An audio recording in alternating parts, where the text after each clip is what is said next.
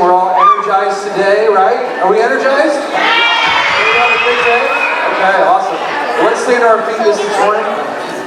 Let's get into some worship. We got a Christmas song to start it off.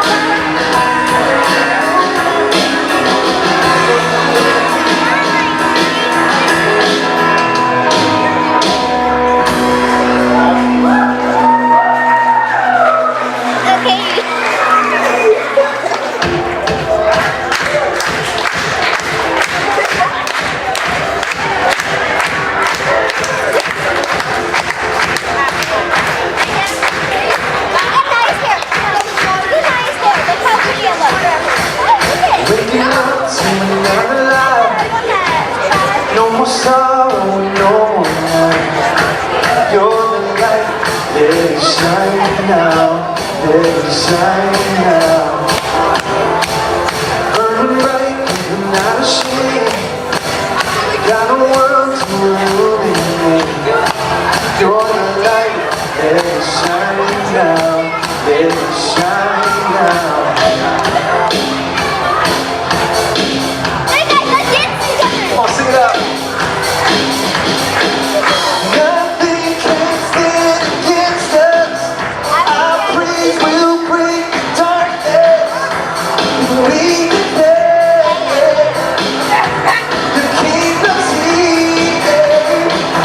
Because our God is for us. We're living in the promise. We declare the kingdom's here.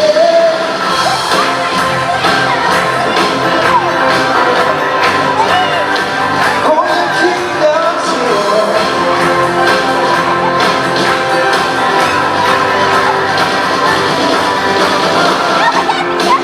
Shadows flee as we now arise. Hope is here with no end in sight. You're the light, let it shine now, let it shine now. You're the light, let it shine now, let it shine now. Nothing can stand against us. Our praise will break the darkness. We declare the kingdom's here. Because our God is for us. We're living in the promise. We declare the kingdom's here.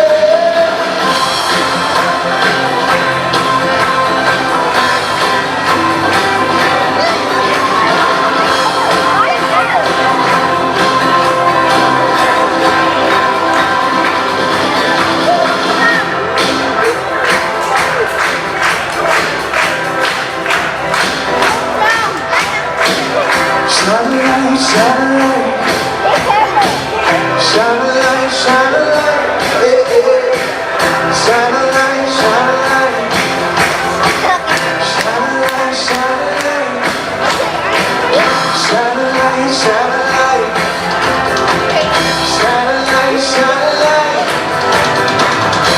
shine a light, shine a light, shine a light. Come on, see that we got. We got a light and we're gonna shine. Jesus, let your name be glorified. We got a light and we're gonna shine. Forever let your name be glorified. We got a light and we're gonna shine. Jesus, let your name be glorified. We got a light and we're gonna shine. Forever let your name be glorified. Yeah.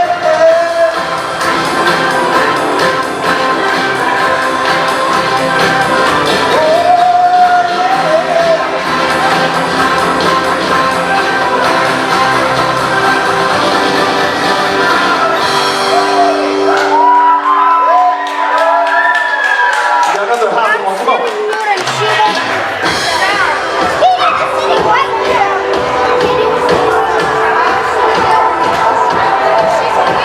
I'm searching, your love is never hard. Made a way to me, you are the whisper, leading me to your heart. Forever I belong to you, now I can see clearly, my God, you are for me. You won't let go, Lord. Won't let me down. And I know it's true, and I know it's true.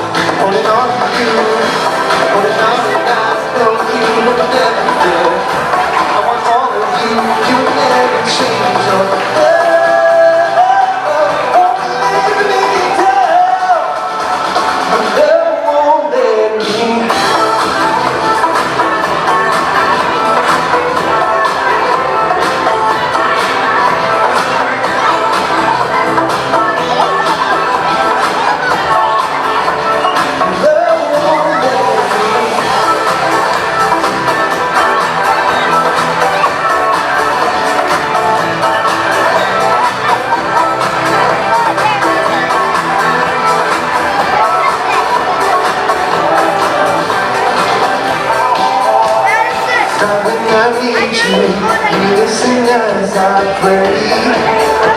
Even at night, beneath the sky, promises of your grace. So I'll find you. Now I can see clearly, my God, you are for me.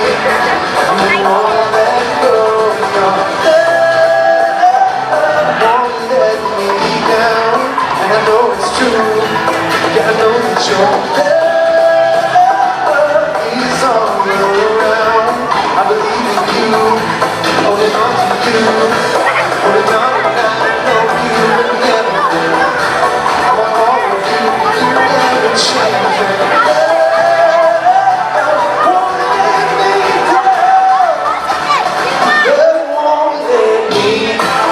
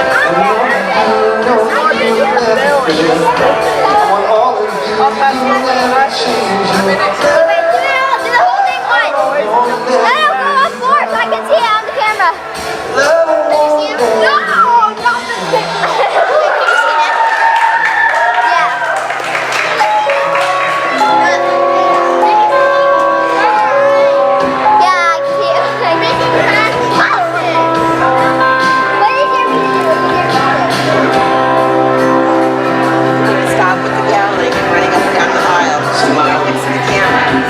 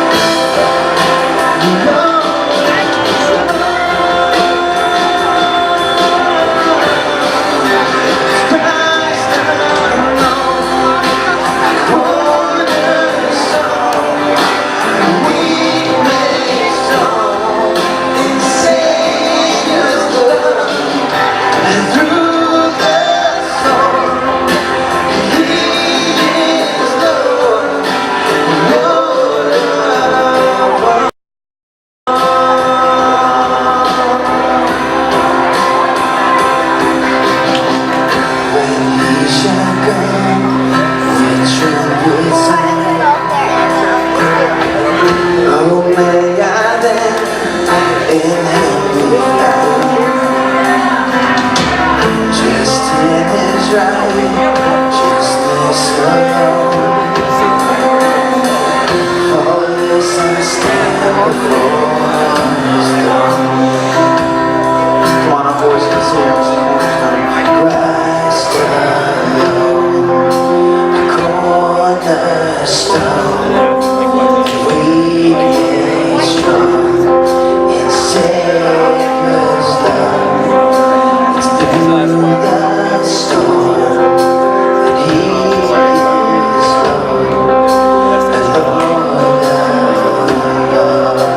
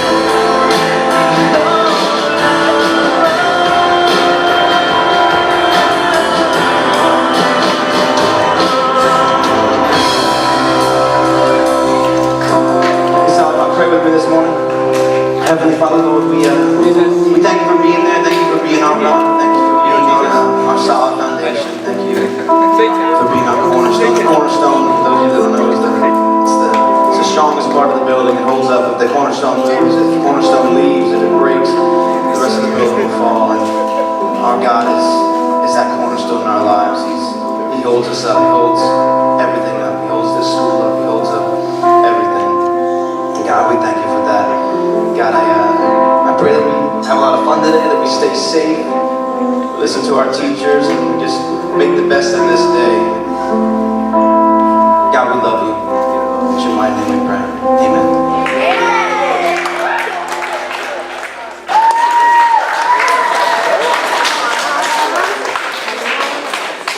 Anybody here with Barnabas was? Just has nothing to do with the lesson today. I'm just curious if that was done by the Barnabas Foundation. That's the guy that took the place of Judas and the 12 disciples. They elected him. No, it wasn't him. It was Barnabas. So there's Barabbas and then there's Barnabas, and that's where it gets confused. But Barnabas, I think, was with Paul. Paul. Yeah. That's what, not Coach Paul, the Apostle Paul. Yeah. Yeah. Okay, anyway, let's get back to what we know we're talking about. Generosity. Being generous. That's what we've been studying this week during our homeroom Bible studies. And as we saw in this video, you learn from everything that you experience. Whether you realize it or not, you do. You learn. You pick up things. You learn new information. You learn good habits. You learn bad habits. Okay, so every little bit of experience that you have is helping to form who you're going to be. And that continues throughout your whole life. It doesn't, like magically stop once you hit 21 or 30 or 50 or whatever age. Every time that you are around something new and different, you're picking up that information and it's changing who you are. Yeah, one of these sayings that just has always stuck with me ever since I heard it was this. It says, the true meaning of life is to plant trees under whose shade you do not expect to sit. So what does that mean? It means that when I'm planting a tree, like just imagine planting a tree. Think about the time that it takes for that tree to actually come into a place where it can actually provide shade for you, right? Think about it. Sometimes it takes 80 years before a tree gets into its full maturity, even longer sometimes, right? So it's the idea that, hey, everything that I'm doing right now, hey, it might not benefit me right now. But if it can benefit the people in the future, then it's worth it. And really, I think about that. That's what generosity is. It's getting out of myself and understanding that, hey, what I'm doing right now, it may not benefit me, okay? but that's okay. Because if it benefits someone else, then it's worth it. And there's a fulfillment, I was telling my class this, there's a fulfillment that we get by being generous and by helping others that you're not going to get anywhere else. And people try to find it other places. They find it, they try to find it in money. They try to make a bunch of money and get rich, and they feel like that's going to fulfill that hole. But it's really the idea of just being able to give. And it's giving what you have, right? It's giving the small amount that you might have as well. So we got to think about that. There's laughing here with E's and I's. So you got what the little boy did. He gave everything that he had left. Somewhere along the line, someone had taught him that you tip your servers when you go to an eating establishment. So he didn't have enough for the Sunday. He had just enough with a little left over for his one dish of ice cream, and then left everything else. There's a story in the Bible that Jesus tells about one day in church. This really rich guy comes in, and he goes up to the offering plate, and he gives like thousands and thousands of dollars. And everybody's like, ooh, he gave a lot of money. And then this little old lady came in, and she dropped in 2 pennies. And so when Jesus was telling the story, he asked his disciples, who gave more? Well, the obvious answer is the guy who gave thousands and thousands of dollars. But you see, that guy, he just gave a little bit out of all of his vast wealth. He didn't even notice that he was missing any of that. But the little old lady, she gave her last 2 pennies, everything that she had. So it's not the amount that you give per se that impresses or pleases God. It's what's in your heart. She gave everything that she had. And that means more than anything else that you can do if you're giving it willingly of your heart. And I'm not just talking about money. Okay, I'm talking about any of your abilities, your talents, your time, your friendship, any of that kind of opportunity to give of yourself is going to bless you. Yeah, and here's the thing. I was talking to Carl about this, and I just feel like I was kind of taking myself back into maybe the place or stage that you guys are in your life. And I feel like sometimes we think that, hey, I don't have enough to give. And one day I'll have enough, and that's when I'll start actually being generous and give. But you have to understand that what you're doing right now is laying the foundation. You're creating habits and behavior patterns that are going to really kind of stick with you your whole life. You've ever heard of those adults that are really just grown-up kids, right? And there's good grown-up kids, but then there's the adults that are just like, come on, people, like, are you going to grow up? And I think really what happens is it's the way they set their lives up, and they set a pattern in their life. It's not that you can't be a kid. I'm not saying that. But if you're going to just be irresponsible, you're just going to kind of do your own thing, and you have this selfish just habit going on in your heart and your mind, right? That's only going to get you so far. And it's going to continue to build in your life. And you're going to get to the point where you're 45, 50 years old, and you're like, what am I doing right now with my life? And I just want to tell you, and I want to encourage you, as young as you may be, as small as you may be, you can make an impact in the world around you. And it's finding those ways. And I remember a professor that I had in college, she told me this, and again, it's something that just stuck in my mind. She said, Aaron, I just encourage you to pray for wisdom on how to provide for your family. Pray for ideas and creativity when it comes to that. And I think that goes the same way with our generosity. We have to ask, and we have to actually be creative. I know that we all have heard the stories of really cool, generous things that young people have done to really change and impact the society around them. And not even just the society around them, but sometimes the nation and the world. And it just takes kind of stepping out and saying, hey, I got this idea. It might not work, but I think it could help some people, and I'm going to try it. And here's the thing, you're young enough so you can make these little mistakes, and it's not going to really affect you. It's not going to change the course of your life or anything. It's just going to help you learn, right? And we learn from our mistakes. We have to make mistakes in order to learn. So I just want to encourage you, take the little that you think that you may have and see what you can do with it, because sometimes that very little thing, think of like a tree, a tiny little seed, so small, can turn into something that's so much bigger than us, right? And it's the same thing with your gifts, your abilities, the things that you have been given and you've been blessed with. What are you doing with those things? And I want you to ask that question. What are you doing with it? And I gotta ask Carl, because we were talking about this J.C. Penney guy. I gotta hear that story again. I gotta hear it. Mr. Aaron, do you ever brush your teeth? I do. I can say yes to that, yes. All right. Anybody else? Yes. Toothbrushes? What kind of toothpaste do you use? Right now we were doing charcoal toothpaste. And What kind? Yes. Chocolate? Charcoal. Or charcoal? Yes. Ew! Yeah, it's pretty cool. But anyways, right now I'm doing Arm & Hammer, the baking soda. Arm & Hammer Yeah, baking just soda. fresh and clean. I use It's good. Aquafresh. It's got the 3 different things and it makes my breath Aquafresh. See the wave right now. Thanks, my breath.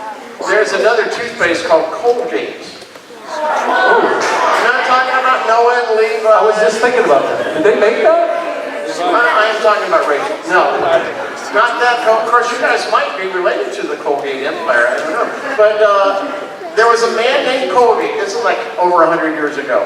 And he created this product.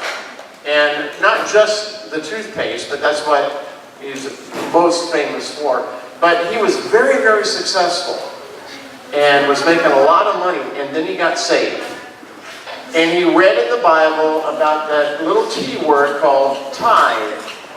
And what that is that they established that way back in the Old Testament, that they would give 1/10 of whatever they had to the Lord. And at that time, they would give it to the church, to the priest, to the rabbi that was at the church. And so Mr. Colgate had read about that and said, well, I need to do that now that I'm a Christian. And so he started giving 10% to his church. And he realized that he still had a whole lot of money left over because he was being very, very successful. And so he decided, well, I'm going to start giving 20%. So that's for you mathematically challenged people, that would be 20 cents out of every dollar. So if he got $1, he could keep 80 cents. That's still a whole lot, And he kept getting more successful. And he was opening other branches and other stores and making more money. And his wealth was just piling up, and he was buying banks and all kind of stuff. And so he goes, well, I got all this extra money, I might as well just give it to the church. So he started giving 30%, and then 40%, and then 50%, a half of everything that he got. I am not making this up, this is a true story. He finally got to the point where he was giving every penny. Not 90%, not 95%, 100% of his income he gave right back to the church, to the Lord. And yet he was still a gazillionaire because God kept blessing him. Now, I'm not saying that if we give all of our money to the church or to God, that then we're going to be rich. That's not what I'm saying. What I'm saying is that it was in his heart. You really don't think that God could make a ton of money appear like that? I mean, come on, he's God. He can do anything. But when God saw that Mr. Colgate was giving of his heart, not just the cash, that he had a heart for serving God, that he wanted to continue serving God and help other people. And so he gave what he had. That is what pleased God. Okay, so it was Colgate, not J.C. Penney. Okay, all right. Well, cool. That's so cool. And something I thought about, Carl, with that is the fact that he started with a small amount and he gave that, and it was probably a bigger sacrifice for him at that time. And that's what we have to understand. Just like we were talking about earlier, like if you're giving of yourself now, you're still building, you're still trying to figure it out. So it's a bigger sacrifice because you don't have a lot. You don't have a lot of money right now, but later you will, right? But think about that. Think about how God kind of honors. This is how God works. He honors what we're faithful to. right? What we're consistent with. So if you're going to be faithful with the small thing He's given you right now, whatever it is, think about it in your mind for a minute. Think about those things that God's blessed you with. And if you're faithful with those and you're responsible with those, right? You treat them good, you treat them right. God can say, hey, look, He's treating that right. Okay? Think about the other side of this. Let's think about like an animal, right? Your parents give you a bunny rabbit, right? But you never feed it, you never do anything with it, and your parents are pretty much practically saving the little animal's life because you're never responsible enough to actually provide for that animal. Well, do you think they're going to give you a bigger animal? No. Right? They're not going to give you a dog or whatever you want. Maybe you want a beaver, okay? You want a beaver at home, or maybe you want a chipmunk. Who knows what you want, I've heard some crazy animals that some of these people have. But anyways, maybe you want something like that, but you got to understand that what your parents, what God is looking at is He's saying, what are you doing with your life right now? Are you being responsible with it? Are you doing the things that I would say, hey, maybe you're ready for some more. Maybe I can give you a little bit more and see what you do with that. And as we do that, as we're faithful with the small things, as we're consistently faithful, and we're saying, okay, I've got this little thing, and I know it's not a lot, but it's something special. Right? First of all, you gotta understand, you gotta believe that it is special, and then take it and treat it like that. And walk in that. And I'm telling you, just like Colgate, Mr. Colgate, saw that multiply in his life. It's the same thing with you. I really truly believe you'll see a multiplication take place. Right? We talk about math. It's multiplication. We want to multiply the things that we have. Absolutely. Mr. Aaron, did you ever have a mother?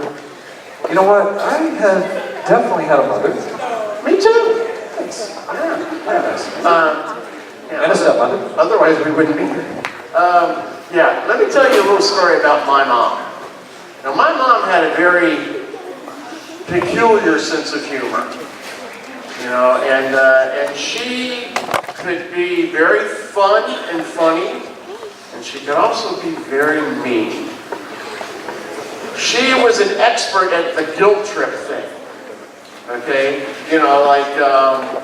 oh no, never mind. No, it's too late now. Oh, Mom, come on, I'll wash the dishes. No, you didn't volunteer before, so I'll do it. She tried to make you feel really, really bad about it. And she was pretty good at making us feel bad when we were kids.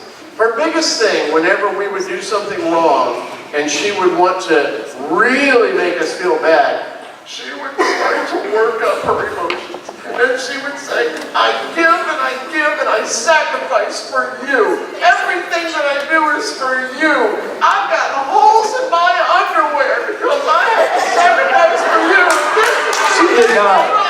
She did not. Oh yeah, she really did. She really did. And she really did have holes in her underwear too. Not that I know that stuff. I'm going to walk up. So, when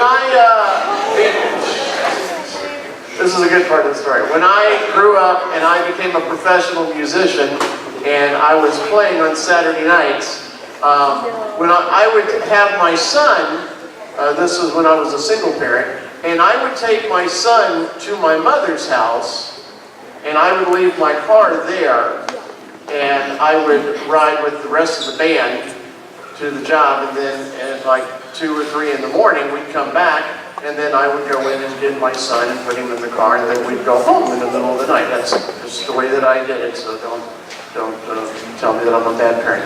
Because he's 35 now and he's very successful, so it turned out right. But anyway, so one Saturday afternoon I was packing up his little bag and getting him dressed and getting myself dressed and ready to go work with the band. And I noticed that all the underwear in my underwear drawer had holes in them. So it reminded me of my childhood. So when I got over to my mom's house to drop my son off, I said, hey Mom, you remember when you used to try to make us feel bad and you would tell us about your holy underwear? And she was like, yeah. And I was like, yeah. I must be doing the same kind of job because my son is well dressed, but all of my underwear has holes. So I leave them there, I go off and I work like a wedding or something that night. And when I come home, I go to my car, and sitting on my on my driver's seat is a brand new pack of fresh, tidy whitey underwear from my mother. Now, it was half of a joke, and the other half reminded me that it doesn't matter that I'm a grown man anymore. My mom still loves me and cares about me and is still generous, sacrificing anything and everything to help raise her child. That's so good. That's pretty funny. I have to say that's pretty funny. Yeah, there we go. Holy underwear. Come on, give her a clap. Yeah, holy underwear. I don't know who started that one. Good job. All right. So we're about done. We got one more video to show, but I wanted to talk to you about something, and I think this is something that was really hitting me when we were kind of discussing the generosity part and trying to figure out what we're going to talk about today. And here's the thing, okay? Let's think about this. I'm a Christian. I believe that Jesus is my way, my truth, and my life, and He's the way to heaven for me, right? I believe that, and I believe that He's leading me to that place. So here's the biggest thing. If I believe that, right, I want to share it with anybody and everybody I can, because I want to make sure that they can do the same, right? But if I'm not representing Jesus the way He should be represented, right? Let's think about the biblical idea of who Jesus is. He's a lover of our soul. He sacrificed His entire life for us, right? He set the bar. But if I'm living a life where I'm just selfish, I'm like, it's all about me, I'm going to take my money, and I'm going to keep my money, and I'm going to do what I need to do because it's all about me and who I am, then I am not representing Him, because He is the exact opposite. And this is what happens, okay? I hear this all the time, and I was listening to a YouTube on this, and he was saying, he's like, here's the issue that we have. A lot of people that, maybe they don't believe in Christ and Jesus, they don't believe because the representation of Jesus is here on the earth, and they're seeing the people that are walking around, they're like, you say that you're a Christian, but look at the way you're walking around. Look at the way you just think all about yourself. And, somebody falls in a ditch, or somebody needs the door to be open, and you don't even look. You don't even glance. You don't even want to try to help them. And that's what they are seeing. And whether we believe it or not, that is the testimony of Jesus. Is the way we walk our lives. It's the way I walk my life. So if I'm generous, and I know that I've been blessed, I am confident in that. I am so blessed to be here at this school. I'm so blessed to have my home, to have my family. Like, I could go on and on with everything that God is doing in my life. He has blessed me. But if I don't take that and I say, hey, look what I've been given, I'm going to go share that with others, then I'm not representing Christ the way He needs to be represented. And I can't help others, right? I can't lead them to the hope and the future that they have in Him, because I'm not walking it. You got to walk the talk. Don't just talk the talk. We hear that all the time, right? So just, this isn't just like, oh, I'm a Christian and I got to walk it. It's just in general, guys. Like, walk with generosity. Talk with generosity. Support this word because it's so powerful. And it really does affect a lot of things, and it will change circumstances in your life. Say somebody's really kind of been an enemy to you. If you're generous and you give to that person, guess what they have to do? They have to let those walls down in their life. And they have to say, I've been pushing against you, but you keep giving to me. Now, there's a wisdom to that, right? Don't let them abuse you. But I'm saying, give and see what it does, because a lot of times it will change the situation. Not always. Sometimes you got those mentals that just, they're going to be enemies through and through. It doesn't matter.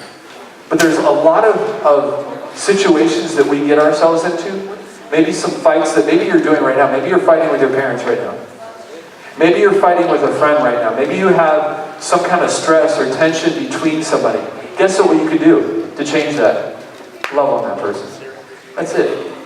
Just love on them. Give them some love and represent who you are inside. And see what that does. It changes it. I've seen it over and over. I'm going to give you one little example, and then we'll go to the video. Last night, just spur of the moment, I did not do this to be able to tell you guys today, okay? I promise you I did not. My parents, we do photography, and whenever we go out right after school, and my parents are always watching our kiddos. And they're just so consistently there for us, and it's just unbelievable. And we're so grateful for them. So last night I was talking about this eggnog that I found at the store and how it was really good. Well, I had to go get gas before I went home because my wife and I drove 2 separate cars. So I was like, honey, I'm going to go get gas. Well, the gas is right next to where the eggnog is. So I said, I'm going to go pop over and get some eggnog. Well, here's the thing. My mom's house is on the way home. So I was like, you know what? I'm going to pick up 1 extra eggnog. It's $2.99. Let me grab it, and I'm going to just deliver it to them today on my way home. And I did that, and I could just see my mom. She lit up, and she was so thankful. And it wasn't that big, guys. It's just a $2.99 bottle of eggnog. But it's the same thing with our lives. We always think, I really do. I do this in my head. I'm thinking, if I'm going to give, I got to give big. Go big or go home, right? That's the whole motto. Go big or go home. But I really believe, go small, and you're going to impact the world around you. Just do small things. Little by little, you're going to see that affect people. Right? And I'm being more and more aware of that. Last Sunday morning, I drove to Starbucks. I got gas, and I drove to Starbucks and got my wife coffee. Right? And she was completely surprised. And she was like, oh, thank you so much. Little small things. Little small things. Good morning, everybody. This is what we were just talking about every Friday. We see how close you and Carl want to come to making us cry. I love this. Anyway, now, good morning. This is the time where we get to celebrate and recognize our students that have exhibited our character trait for the week. And this week, the character trait, as you know, was generosity. And I actually have 15 students this week. I'm so excited. Julia Hester Hagen, don't go anywhere, you're the first phone call. Mr. Dan, Julia Hester Hagen, always generous with her time, talents, and abilities, always looking to help someone else.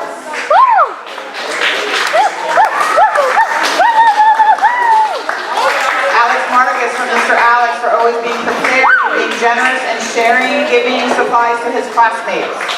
Yes, Alex! Kendall English from Dr. G for being generous with her time and resources.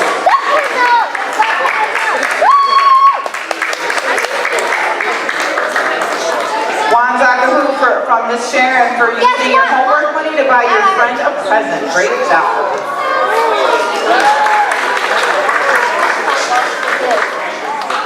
Miss Kelly Dyer from Miss Esther for her time and school supplies.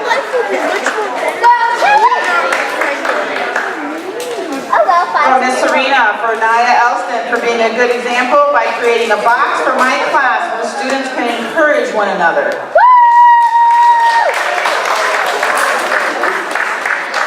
From Miss Kristen for Chris Moore. Chris is always very kind and generous to everyone. He never expects anything in return. He is a fantastic friend to all.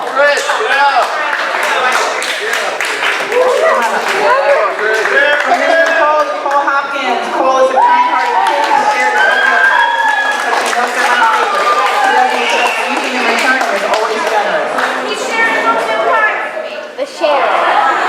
To Sierra Moyer from Mr. John for sharing your key with me.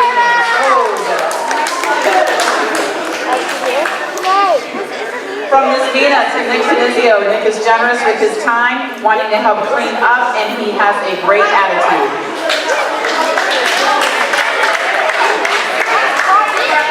From Mr. Aaron to Ashley Wrigley, generously sharing her jacket with another individual when they were cold. Another from Miss Kristen for Lindsay Ryan for always being kind and generous to everyone. From Mr. Carl Brandon Johnson, being a friendly, welcoming student and helping child students fit in. From Miss Karen for Emily Cartier. Each morning she takes a little bit of time to braid and style the other girl's hair. And we have one admin shout out this week for Travis Cole from Miss Vicky for being generous.